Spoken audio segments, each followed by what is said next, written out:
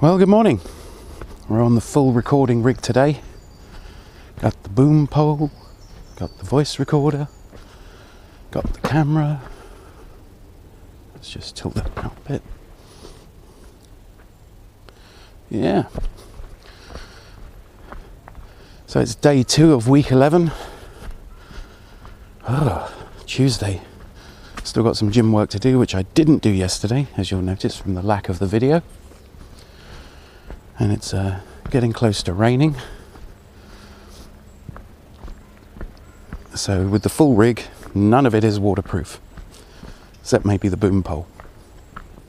So as long as it doesn't rain too hard, we're good. I just thought I'd share with you.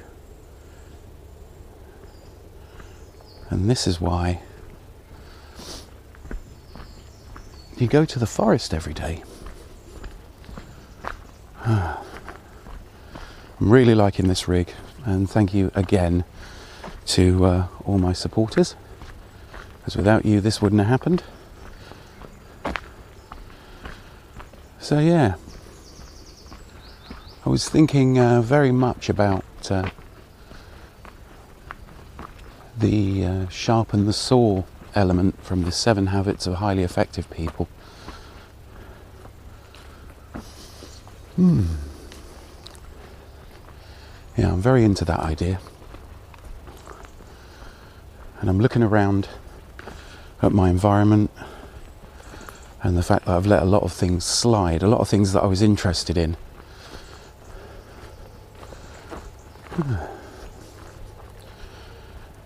You know, you've definitely got to sort out your living arrangements and your life a little bit, get that dialed in. And very much into Jocko Willinek's sentiment that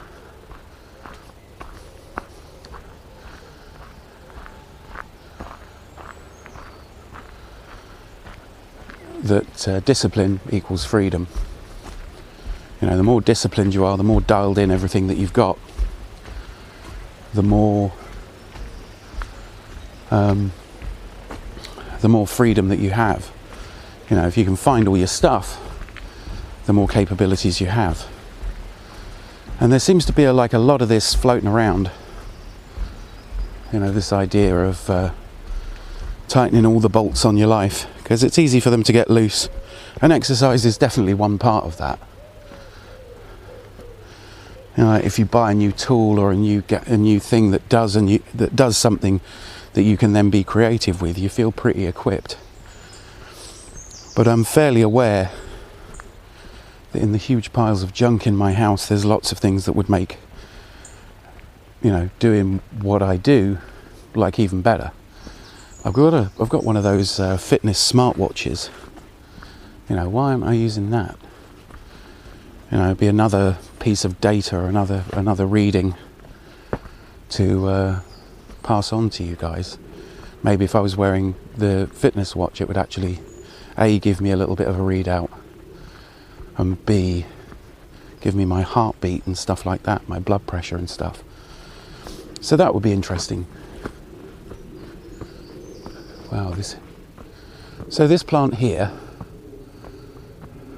with the purple flowers, just as an aside, is Himalayan mountain balm. And you get it a lot over the north of England, despite its weird name, because we used to import a lot of fabrics from India. And the reason you find it along railway tracks, and it sort of colonises out from railway tracks, is that seeds and spores, or just seeds rather, would get blown off the Indian cotton and wind up on railway sidings, and it's amazingly successful. Kind of looks like snapdragons, doesn't it? So this stuff is all over the north of the UK, and it basically squeezes out a lot of other life.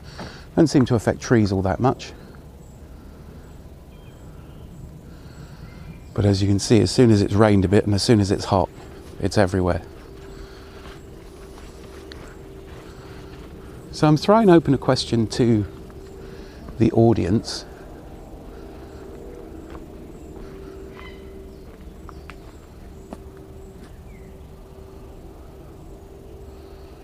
I've started to get really into the identification of plants. I'm thinking that there's got to be, at least in the UK, maybe we can build up a collection worldwide eventually.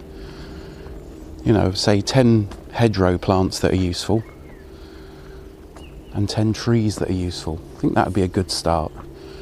If you knew about 20 botanical organisms that can really help you if you're stuck, that are easy to identify, because there's lots of usable trees out here, lots of trees that are great for things. I particularly would like to put together a really nice straight ash staff as a spear. That would be interesting. And I've already got some metal that I can make a spearhead from, just using a campfire.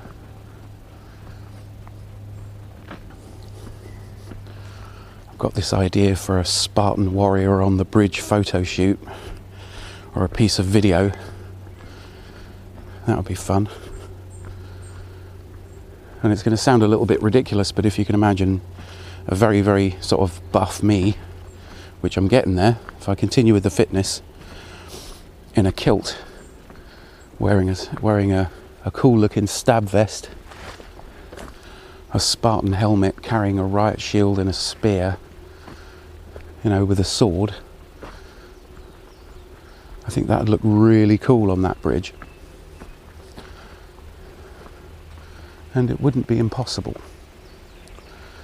So yeah, how do we expand urban agoge? What would you like to see? Do you want to see some more survival stuff? Do you want to see prepping stuff?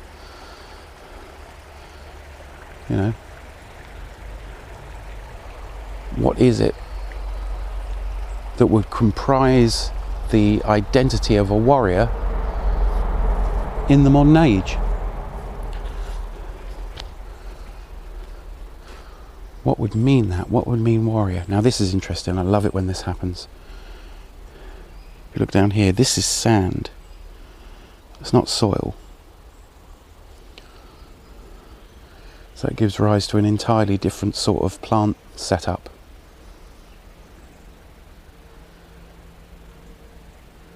Yeah. So I'm looking at these trees and I don't quite know. See this? Let's see if we can get a good look at the leaves.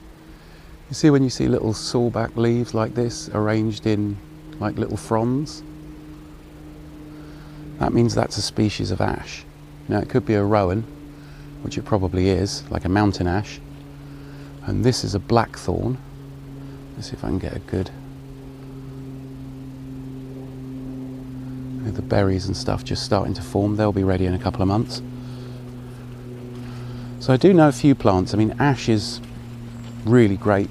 If you can find a long straight bit, it's nigh on unbreakable, so it makes it a very good material for walking sticks and spear hafts and stuff. And it also burns really well. But it's such an amazingly useful wood. It doesn't grow thick enough to, form planking. I mean, that's what oak is good at. And this here is... Let's have a look. That there is dead. And that's dead as well. Can't see any leaves on this tree in front of us, this one here in the middle of the shot, or that one further over. The one in front of it, there's a very thin sycamore. You look at sycamore and it sometimes grows really straight. And this is hawthorn, and this is a really straight, couple of really straight bits that would make a great walking stick. Or is it blackthorn? I think it's blackthorn because it's got, let's go right in, it's got black thorns on it, see that? So blackthorn makes an incredibly hard walking stick, an incredibly hard bit of wood. You wouldn't necessarily pick it if you were going to be creating furniture or anything like that. But if you wanted to make a cudgel, traditionally things like knobkerries and shillelaghs are made of blackthorn. I do like this primeval forest. I don't like forests, that are managed. I don't like monocultures. But when you get something like this, even though it's overrun with Himalayan mountain balm, it still makes for an interesting wander. You see, this is a really big sycamore. I love having a gimbal, and you can tell a sycamore by its kind of maple leaf-like leaves. So yeah. So should I put more survival in, more bushcrafty stuff in, and maybe it's like an old fable about there's an elder, which if you let it get big enough is kind of a useful wood, but never gather elder bushes as a fire starting source. Just burns too wet. And we'll essentially, if you've got a wood that has so much moisture in it that it won't burn, it'll essentially put out your fire if you use too much of it. So yeah, more survival. Are we gonna do, and I leave that open to you guys out there. Are we gonna put more survival in? I don't know. I really, I'm going to concentrate on passing the military fitness test, and then I think I'm going to move on to something like Starting Strength, which is a website out there. And I think by the time I finish the army fitness test, I'll be in a position where I can buy a weight bench, and as well as doing the sit-ups and press-ups and stuff like that, and definitely dorsal raises. If you're at all getting on in life, if you're older than 30, dorsal raises are great. If you're well enough to do them, you can remain well enough to do them by doing them. Here's another ash tree. You see the spiky leaves and the way they're arranged in fronds. It's not a single leaf on a stalk, it's a whole bunch of leaves that come off a central stalk. And that's not this tree here, that's this tree here. So you can also, it's a really good idea to look at the bark.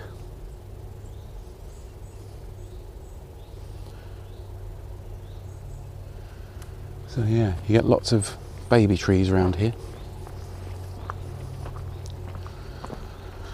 Whew. I don't think we're quite trespassing, but we are near a local trout fishing lake. So I head back to the gate. But yeah, what maketh a warrior? Is a warrior prepared? How do you, and also in that, how do you turn your house into a castle? Would that be something that you'd want to do? How do you turn your house into a castle? How do you make a fortress of your home?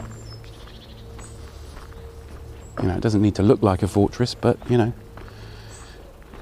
what changes can you make for higher security, resistance to societal failure? So yeah, I want to look into a whole bunch of those things.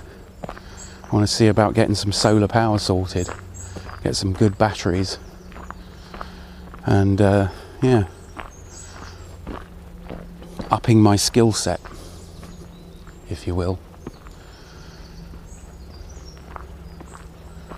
So yeah, I'm going to turn around and boop. Right. So yeah. So this is what I'm filming with. There will be a video of it at some point this week, possibly Friday, if not before. And this rig is actually semi-complicated because I've got the gimbal, which I'm finally getting used to. Got the action camera, so I've got like quite a high-end action camera. It's no GoPro. Well, I think it's as easily as good as what the reported level of technology is found in a GoPro, and I think it's slightly better because the action camera batteries from the other two action cameras that I have mean that I have 5 batteries for this, which is pretty cool. And a whole bunch of, I've got 3 waterproof cases and a zillion little connectors and replacement parts. which is all sorts of cool. So I've essentially got camera Lego, which is how I came around to doing this whole thing. So you've got that.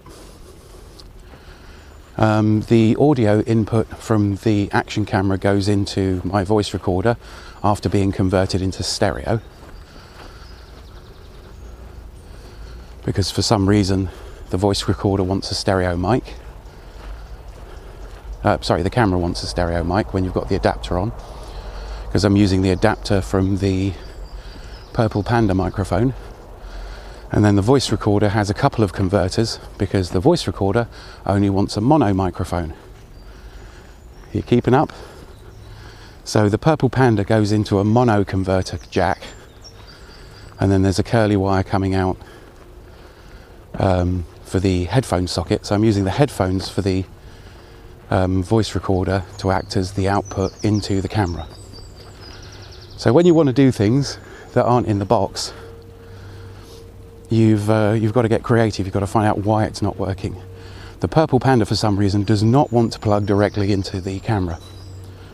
So if I want to use the really good mic, it's got to go through the voice recorder while the voice recorder is in record mode, which gives me a couple of advantages. One, I can see the sound bars, so I can at least make sure audio is going into the sound recorder. And two, I get two audio tracks, whether I want them or not. So if something happens to the audio on the camera, I've still got a voice track for these. So yeah, so it sounds complicated, and the whole gimbal is attached, because it's got a standard camera mounting, to my boom pole, which I bought by accident, believing it to be a monopod, which it is. If you want to convert it, you can put an adapter onto the boom pole to turn it into a monopod, but it's a really bad monopod when using it like that. But that's what I thought I was getting, and it turned out to be a boom pole, which would have been possibly more expensive than a cheap monopod, because not many people need it. 3 magpies. So yeah, and a moorhen. So it is a fairly complicated setup, but it really does work, as you can see. We've got nice steady footage. It's the right distance from me. Hopefully got good audio on this bit.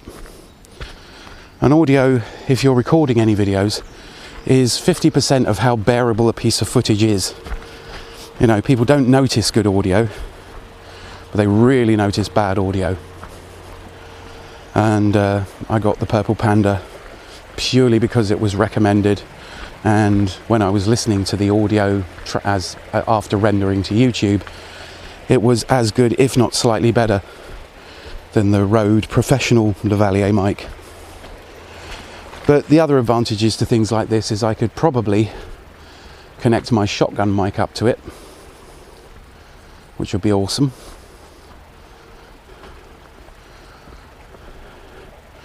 And that means that I could mount the shotgun mic to the underside of the gimbal and have a handheld Steadicam with half a chance at good audio. You know, the shotgun mic's not brilliant, and I probably have to tinker with and clean up the sound afterwards. But yeah, it's a lot better. I don't know what that is. A lot better than nothing. And a lot better than the onboard mic on the camera. So yeah. Lots of cool things. So yeah, given that my current 21 subscribers are some of the best and brightest, seriously, you know, some of the most innovative people we've got, I'd like to say I hope Digital Whiskey's recovering nicely after an operation. I hope he's feeling good. So good morning, because you're probably watching this while you're recovering. So, all right, man. And yeah, so we've got 21 real interesting people. Even though for some reason I can't get a list of the people who've subscribed, So it'd be really nice if I could add some names on, because I know some of them are from Rangers, and some of them were interested in the things that Church of Server is going to be planning on doing. This is like initiate training for Church of Server monks. And the concept of the server monk comes from Rant Media. The idea that you've got these independent librarians wandering the earth. And then, yeah, you could have just a bunch of fairly nerdy monks waiting for someone to explain humanity to. Whether that's a deity or extraterrestrial or an artificial intelligence. But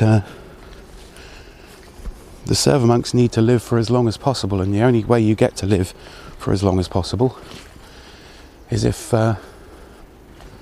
you're in as good a shape as you can possibly be, you know.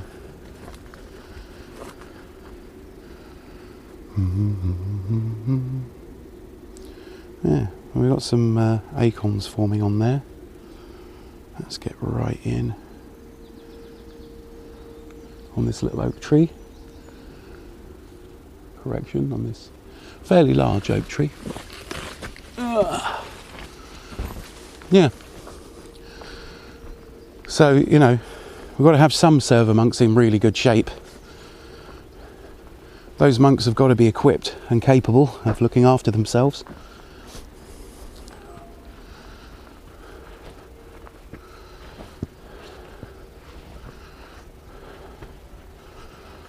But yeah.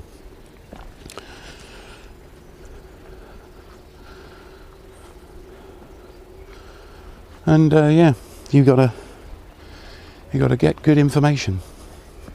We've got to be suppliers of good information.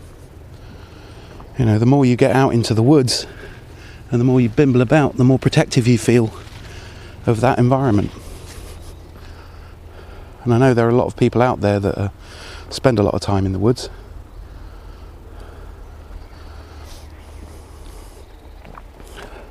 And I'm biased because I've, you know, been wild camping for about 15 years now. And not doing it as often as I really should. So perhaps that's a thing that I need to work on, get out more. The only downside is if I'm wild camping, I've only got one day a week to do it. Until I get more subscribers on this channel and a few more Patreons, or maybe some YouTube money, I'm stuck with working 6 days a week, and they're evenings, so whilst that does afford me a certain amount of freedom, I could do with a bit more in order to make more stuff. So yeah. But yeah, I'd definitely like some pointers on where you want to go with this survivability thing. Whether you want, whether we can build up a catalogue for broad environments in the world. Maybe we can get someone from America, someone from Australia, someone from Central Europe. Oh, it'd be great to get a few people from Asia online. And I definitely want to try and encourage a few women to give some opinions and stuff like that. And I'd like the opinions of a few disabled people. I'm not collecting people, it's just I want to get the concept of this, the concept of, you know, sort of like tactical self-improvement. I want to get that across to as many people and as wide a group of people as possible. And I don't want to define someone by their physical ability or the colour of their skin or their gender or their orientation, but as many viewpoints as possible. As much of a homogenised ideal as we can possibly get. I mean, we're the helots. We're the people that were oppressed by the Spartans, if you like.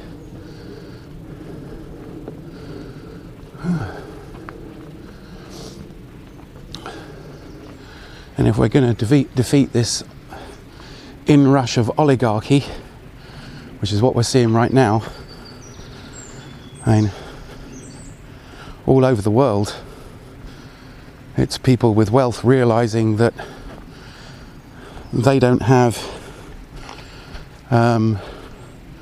too much control over people once they've got access to the information that they need. They're squeezing. And that's happening in Russia, it's happening in India, it's happening in Australia, most of Europe, America, South America. You know, the wealthy are putting the squeeze on. So, in the same way that primitive civilizations have learned to be effective with the tools they have to hand, you know, like rocks and sticks and fire, in order to defeat much more technological enemies, or at least slow them up or bring them to a standstill. We've got to do the same thing with tech and information. You know, but I do think that the mind-widening effect of exercise is definitely worth it. You know, I want to know what you know, what people can do. And one of the things we talked about on Church of Server was the 1st Earth Battalion, which was kind of set out by the guy that wrote Men Who Stare at Goats. But there is an actual field manual for the 1st Earth Battalion. This idea of an organisation that would try and prevent war, that would try and equip people and bring them up to a level of technology and ability and opportunity that would prevent them pretty much from wanting to start wars.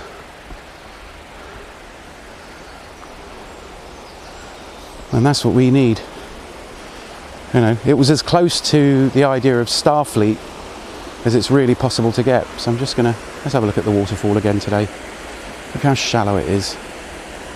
One of these days, it's like about an inch deep. If it was possible, if it was nice and dry, I could get down to it down there and literally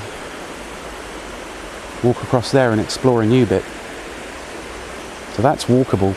That's only about an inch deep, but it is like super dangerous to get down there right now. It's well chewed up with mud. So yeah, so I'm sure I'll put a note in to say what the name of the bod that wrote the 1st Earth Battalion manual. It's available online. You can just go and find it where you find all your things and have a look. But that was essentially 1970s technology Star Trek. You know, the Starfleet dudes. But is that, you know, wouldn't it be a wonderful thing to know enough about something to be included in an earthbound version of Starfleet? You know, there are some, you know, really good and useful people out there that maybe only have one specialist skill, or just a couple, that don't seem very relevant until you make that specialist skill available to a whole bunch of people. You know, if you free up time for a specialist bod, for another specialist with your specialist skill, then you're doing a reasonable job. And I've got a friend who's absolutely amazing at finding the best possible tech for the budget that you have. And he's the reason I have my DSLR camera. He's the reason I have an X2, you know, that I got into owning a ThinkPad. He told me to get the X230 and he was right. You know, 5 years on and it's still my go-to computer, my main PC. He's the one that found my newest phone for me, you know, for the budget that I set out. So yeah, there's a lot of and he's also got other skills, I'm not just saying that, but plugging people into good tech might not sound like a very valuable skill, but when you think of all the hours that have been saved by the fact I don't have a rubbish laptop, I don't have a rubbish camera, you know, I didn't have to hunt around and buy a really rubbish phone. I was able to get a good phone that does a whole bunch of stuff for me. So yeah, it's kind of like that. Your specialist skill may seem pretty, you know, quite petty and small, but that's only because you haven't applied that time-saving ability from your special skill to enough people. So I have spread the gospel about the Canon, and I'm gonna plug it. This is a good piece of kit. The Canon T3i or 600D is an amazing camera. It does everything a vlogger wants, and you can get it for under £200. You know, if you're lucky, you can get it for way less than that. I managed to buy for a friend a Canon T3i in good condition, complete with the standard lens that it comes with, an 18 to 55mm lens, for £150, because I knew he was looking for one, and I just kept my eyes open at various pawn shops and stuff. You know, there's at my local pawn shop right now for £80 you can buy a T440i, a T440. So it's really good. You know, if you can spot these things and you say, right, that is a solid piece of kit, that works. You know, like the British Army bashers and stuff like that. Those are really good for wild camping. The DD travel hammock, really good piece of kit. You know, we've all got preferences for bits of kit, but my thing, as anybody that knows me will tell you, that I do at length, is making either a set of technology or a specific ability or a piece of equipment that will do the job really cheaply with very few drawbacks. I mean, there's always going to be reasons to have the very best equipment, but you don't need the very best if you don't have any of it. You're best off sort of getting out there and doing the thing. That's why I like Opinel knives and Hultafors axes. They're very, very good, and they don't cost a huge amount of money. So you can essentially put together a bushcrafting kit so you can get out into the woods for under £100, and that kit will last you years. You know, anything that doesn't come in the bushcrafting list of kit, you know, would really be a case of a luxury that you possibly don't need. You can get a wood burning stove for under £10. You can get a few pans for about £10. Get a hammock for about £40. You can get a tarp for about £10. So what's that? 20, 60. The horse. 70. Yeah. And you can get a rucksack that will allow you to bushcraft for anywhere where you can, you know, charity shops, thrift stores, Goodwill. You'd be amazed what people throw out without realising what it is. You know, an adjustable backpack, where you can adjust the length of your back to the backpack and make sure that the hip belt sits where it's supposed to, and then you can mod it to how you feel, you know. If you can find some useful little bags to put all the bits and bobs in, then that's great. But yeah. And unfortunately at the moment, apart from some of the IT stuff or some people's ideas about prepping, this is, you know, this channel is a bit ableist. You know, that's what I want to change.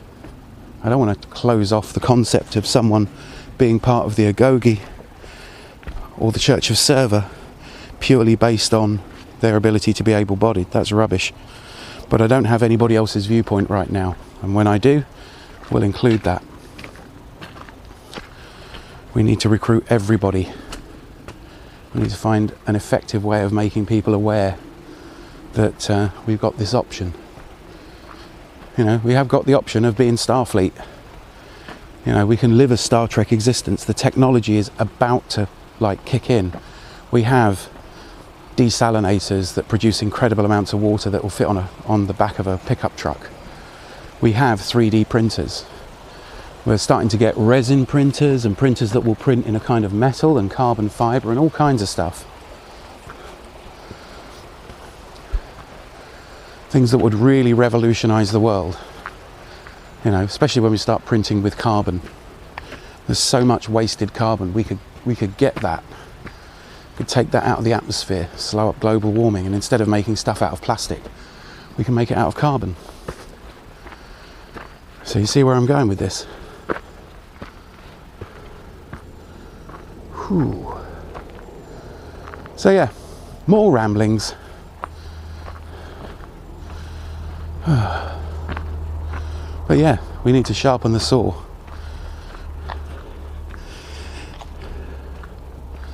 The best way to point out that the way you go about stuff is effective